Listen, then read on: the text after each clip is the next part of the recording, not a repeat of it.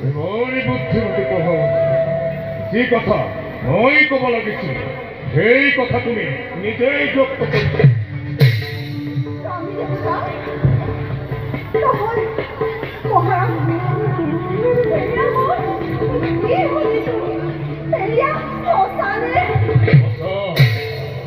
অতি সঁচা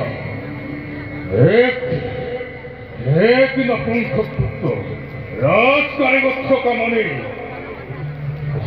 অশান্তিৰ কাৰণে সেই চন্দ্ৰকে তোমাক হত্যা কৰিবলৈ মোক পিতাই আদেশ দিছে।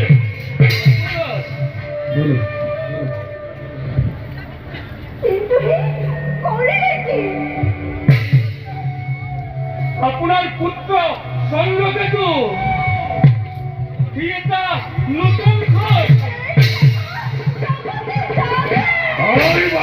অশান্তি মোৰ ৰাজ্যত সেই তাক আৰু তোমাক মই হত্যা কৰিবই লাগিব।